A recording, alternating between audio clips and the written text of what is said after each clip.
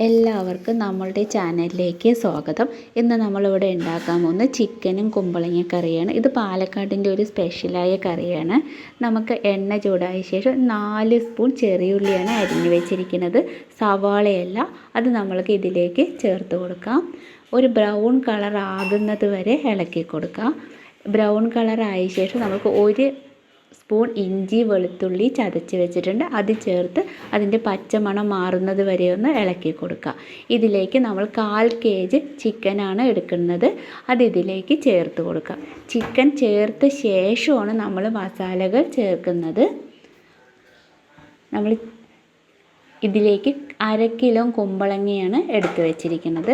നമുക്ക് ആദ്യം ചിക്കൻ ചേർത്ത് അതിലേക്ക് മസാലകൾ ചേർത്ത് കൊടുക്കുക. 1 സ്പൂൺ മല്ലിപ്പൊടി, 1/4 സ്പൂൺ മഞ്ഞൾപ്പൊടി, ഉപ്പ് ആവശ്യത്തിന്, ഗരം മസാലപ്പൊടി 1/4 സ്പൂൺ,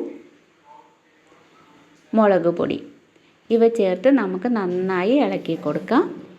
വെള്ളം ചേർക്കാതെ നമുക്കൊരു 10 മിനിറ്റ് അടച്ച് വെച്ച് വേവിച്ചതാണ്.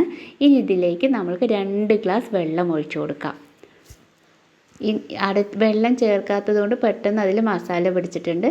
ഇനി വെള്ളം ചേർത്ത് ചിക്കൻ ഒന്ന് നന്നായി വേവുന്നത് വരെ 3/4 വേവ് ആകാനേ പാടുള്ളൂ. 3/4 വേവ് ആയ ശേഷം നമ്മൾക്ക് ഇതിലേക്ക് കുമ്പളങ്ങ ആഡ് ചെയ്ത് കൊടുക്കണം. 1/2 കിലോ കുമ്പളങ്ങയാണ് ഞാനിവിടെ എടുത്ത് വെച്ചിരിക്കുന്നത്. ഇനി നമ്മൾക്ക് 1 കപ്പ് നാളികേരം അരച്ച് വെച്ചിട്ടുണ്ട്. അതിലാണ് നമ്മൾ 1/4 സ്പൂൺ ജീരകം, 1/4 സ്പൂൺ കുരുമുളക് ഇട്ട് അരച്ച് വെച്ചിരിക്കുന്നത്. അതുകൊണ്ടാണ് ആദ്യം നമ്മൾ മസാല ചേർക്കുമ്പോൾ കുരുമുളകും ജീരകവും ചേർക്കാതിരുന്നത്. ഇനി കുമ്പളങ്ങ വെന്ത ശേഷമാണ് നമ്മൾ ഈ അരപ്പൊന്ന് ചേർത്ത് കൊടുക്കുന്നത്. കുമ്പളങ്ങ വെന്തു. ഇനി നമ്മൾക്ക് നാളികേരം അരച്ച് വെച്ചത് ഇതിലേക്ക് ചേർത്ത് കൊടുക്കാം.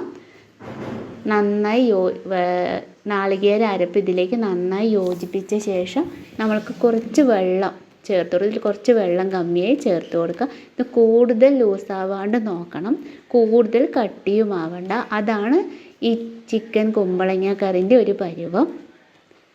ഇപ്പം നമുക്ക് കറക്റ്റ് പരുവമായിട്ടുണ്ട്. ഇത് നന്നായി തിളച്ച ശേഷം നമ്മളുടെ കറി റെഡിയായി.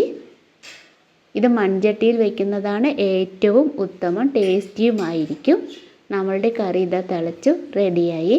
എല്ലാവരും ഈ കറി ട്രൈ ചെയ്ത് നോക്കണം, എല്ലാവർക്കും ഇഷ്ടപ്പെടും.